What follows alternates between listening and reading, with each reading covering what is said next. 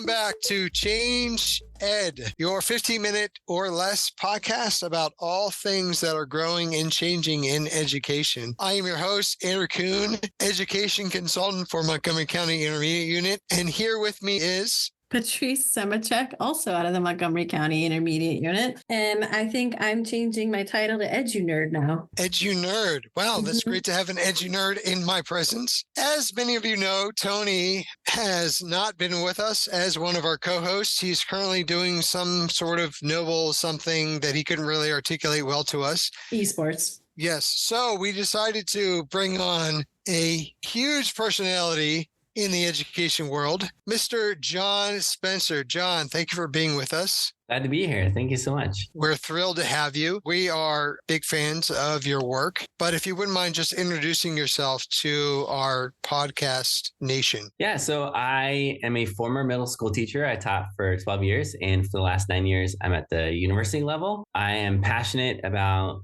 students reaching their creative potential, about teachers empowering students with voice and choice. And so I do blog posts and videos. I do these sketch videos on YouTube. I write books, I interview people, and I just really enjoy this notion of how do we prepare students for this unpredictable world. Jack of all trades. Thank you. You're welcome. Well, I was going for that title myself, John, but apparently it's already taken. So John, I really appreciate this notion of preparing for an unpredictable world. And there's this thing out there that we've been talking about. There's been a lot of conversations. It's a small thing, but I think it's worth us talking about on this podcast called generative artificial intelligence. You might have heard of it. And of all the conversations that I've been a part of, all the things that I've heard, one thing that I haven't heard people talking about as much, because we're talking about the possibilities, what it can do. But here's my question for you, John, is what is something that you worry about or you wrestle with when it comes to AI?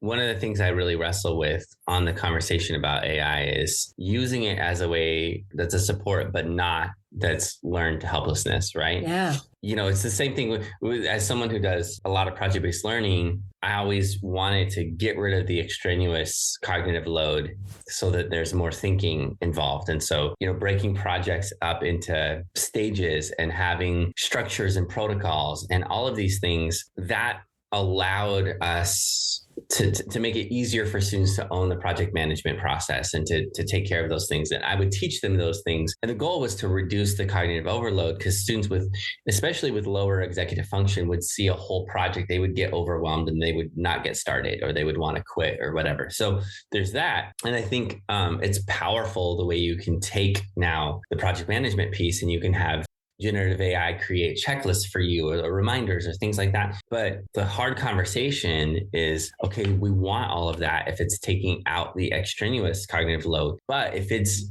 doing the project management for you, what are you missing as a skill that you need to develop? And I don't think there's an easy answer to that. I wrestle with that. So that's the other thing that I was struggling too with like my own kids. There's a lot of things that are just done automatically. It sounds so simple to go back to like spelling, right? So when they're texting me, the phone will automatically correct some of their spelling. So they're not retaining or remembering how you spell certain words because there's a red line under it, or they're like, do you mean this or whatever? And so I think I struggle with that a little bit too, because there is some things that, and maybe it's because I'm old, so that could be part of it, things that they need to know. And I know that sounds terrible to say that, but I think the executive functioning piece, and what I loved about project-based learning is that it teaches the executive functioning of the project management in a safe space before they get to a space where it isn't as safe, or there's more things at stake. That's why I loved introducing it early on, because you're teaching kids how to manage their time and their work and things like that without it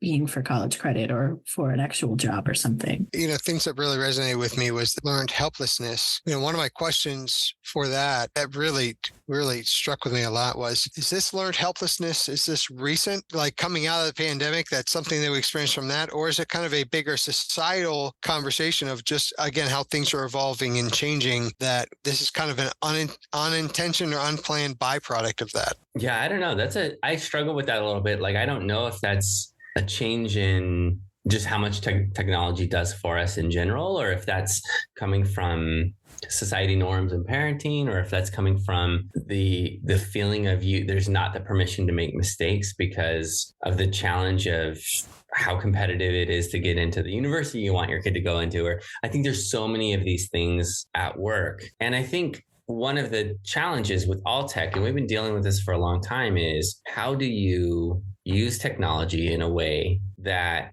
facilitates the kind of thinking that we want to have happen. So like spell check, I love, right? Because what spell check did is it underlined a word, you click on it and it gives you immediate feedback, and it forces you, it slows you down, it forces you to select the right option. So that felt like it was an instant feedback machine. It was giving feedback and correcting spelling. And I noticed when my students use spell check, their spelling got better. Like we actually track that as an action research thing. I mean, this was years ago. This was probably 2004, almost 20 years ago. However, autocorrect doesn't necessarily do that. Autocorrect is now not forcing you to do it, and you're automatically it's correcting it for you. What do you lose on something like autocorrect, right? And so that's where I struggle a little bit, is at what point do we need to slow down, pull back from the technology? And I think with generative AI, it's why I've done a lot of work with prompt engineering and secondary students, where we walk through, I have this whole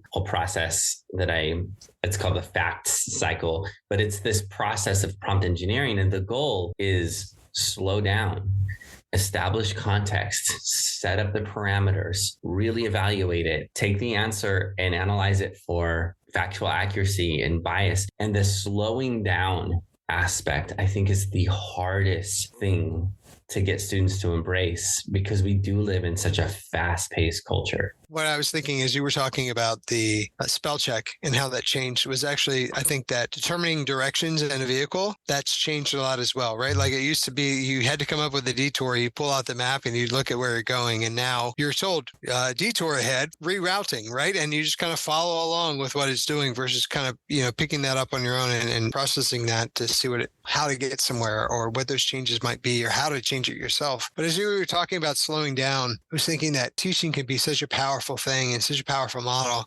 However, for so many of our soon-to-be educators, when they go in that classroom, so many things have already been established. So they're walking into a routine that's already going. So they didn't actually experience themselves to say, okay, here's how I set up my classroom norms. Here's how I do that. And those are those smaller things that can set you up for success, right? In a very big way. And kind of the theme that I heard you just now saying slow down. Sometimes we have to slow down to actually be able to go faster. And I think in a lot of ways it seems counterintuitive, especially in our society where it's like the next. But even to, I think, be successful in a lot of ways or hone in on our craft, we have to hit the pause button and really absorb. Then we're ready to launch as well. You see what I did there, John? Launch, calling you out on other projects that you've done, making it all integrated. You're welcome, sir. No extra charge for that. Shout out for you. Let me switch gears on you a little bit, because, and what's so fascinating for me is that what we're talking to educators about and what we're asking them to consider and to embrace with kind of a new approach to education and to involving students is that none of them have had this experience as their own learner. Right. And certainly they didn't go to school and were trained and prepared in this way and probably have not been teaching this way. It's not to say what they were doing wasn't high quality. I mean, we have a lot of so many amazing educators, but now we're saying, okay, there are better best practices out there. There are other things that we can embrace and that we can do and that we can try. What stood out to me as on my own personal learning journey, like I didn't really learn through memorization. I learned through analogies and making connections and pulling things together. So I had to learn how to make those tools work in kind of a memorization world. One of the things I found was that I would actually make a joke if I was called on to give me 3 seconds to actually like process through and get to my answer. So I was the funny kid in school, but it was actually a stall tactic, right? Like it wasn't to be mean or something that I had to do. I find this to be something that can be all these things that we're talking about with NGSS and three-dimensional learning and PBL, that it's a way to engage students and meet them where they're at, right? Like to kind of invite them into the conversation and have them be part of the learning without necessarily having to cross that initial threshold of like, I knew all the vocabulary terms, so I'm allowed to be at the table. Yeah. It's so interesting. I was talking with my friend AJ about this because we've both been really interested in generative AI for a while. And honestly, I didn't see the potential for it until about 2015, 2016. And then I saw what it was looking like. And I thought, oh my gosh, this is going to be interesting. And honestly, where we are now is where I thought we would be in like 2030, 2035, right? It's gone faster than I thought. But the conversation that we had was we started talking about our own learning experiences and things like that. And I remember he said something that really stuck with me. He said, generative AI can do a lot of creative work, right? And it can do some of the work that maybe you should be doing yourself. But the real promise of it that we see is that technology for a long time has always done two things. It makes things cheaper and it makes things faster. So when I did a slide presentation as a kid, I used to have to, I did this big slide presentation, loved the process, did this research project in 8th grade, year-long independent project. To research meant using microfilm and microfiche. To do a slide presentation meant taking physical pictures. To interview an expert meant calling the expert on a telephone line. And all of those things cost money. To talk to an expert meant paying money in long distance phone calls. To use microfilm and microfiche, once you found your article, you had to print it then, and that costs money. To certainly making a slide presentation costs money. Also, all of those things took so much more time. And so already we have this thing going on where the default, and it annoys me sometimes, but the default in a lot of classes is we're going to do an inquiry-based activity. And then in the end, after you do research and whatnot, you're going to create a slide presentation. It's like slide. And I even have had times where I've said to my teacher candidates, the student product can't be a slide. They can't be slideshows. It can be infographic, can be video, can be audio. Well, now with generative AI, the ability to create visuals for kids who aren't particularly into art is going to save time. The ability to create or to edit jump cuts and audio and things like that, to create more accurate transcripts, all of these things make the creative process faster. So that back to what you said, if the goal should be slowing down and then speeding up, I think the future is going to look like some sort of like interval training, right? So interval training is you run hard, you go fast, and then you slow down. It's going to have to be this dance of slow, fast, slow, fast, slow, fast, because what the AI will be able to do is just save time and save money, which are two things teachers often experience, right? And so once you see that, you realize, okay, inquiry-based learning, project-based learning, design thinking, those things are all going to continue. We will just need to leverage these tools in a way that maximizes the deeper learning and sort of outsources the sort of menial tasks, the boring tasks, the repetitive tasks to the machine learning. So one of the things Andrew and I have been talking about a lot is the shift in the way educators perceive AI and it being not necessarily a tool used to cheat, right? Mm-hmm. And we want educators and students to think about AI as being a co-pilot to what they're currently doing. And one of the things that you talk about in your AI hub is that sometimes teachers or school districts lock it and block it. Mm-hmm. Could you elaborate a little bit more on what you're talking about there and how we can help educators and students see AI as a co-pilot as opposed to either a cheat or an easy way out? Yeah, I think there's been this tendency for a long time. Whenever there's a new technology, you just try to keep it out of schools to maintain the status quo. And the problem is students will continue to use those tools on their own. They're going to use it for homework for sure, but they're going to use those tools outside of school, and they're not necessarily going to learn to use them ethically and wisely. So the danger I see is with the lock it and block it approach is when you say, we're going to block every AI tool from our network. Well, first of all, a lot of the tools we already use are already integrating AI. So if your students are using Canva, guess what?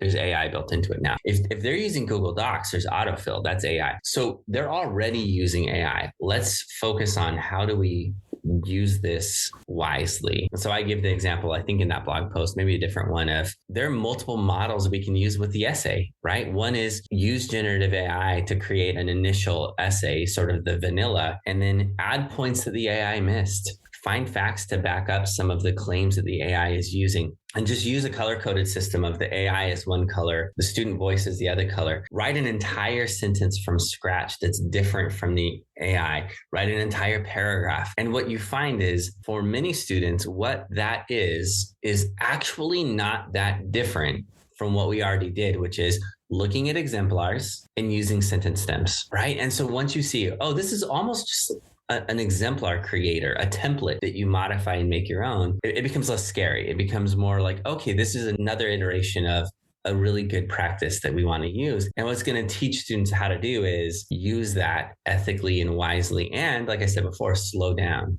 Yeah, we've been finding that a lot of what's out there about AI and things that are available is focused on the newest shiny penny in the product, but isn't really addressing the why of AI. But also what I was hearing was we have a lot of tools to already address embracing AI within education. We just have to kind of open our minds to it and maybe take a step back, kind of like we were talking about, slow down so that we can then speed up and we can keep pace in a different way with AI. Otherwise, if we resist it for a long time, it's going to take us longer to get into that realm and that way of thinking. On behalf of the entire Change Ed Nation, we'd like to thank you, John Spencer, for coming on our podcast, not once, but twice, and for being such a fan favorite. We appreciate your time and your experience, your wisdom, and for you sharing it with us. We'd like to remind all of our listeners to share the wealth with everyone that you know. Invite them to listen to our podcast. But before we part, we want to remind you that as we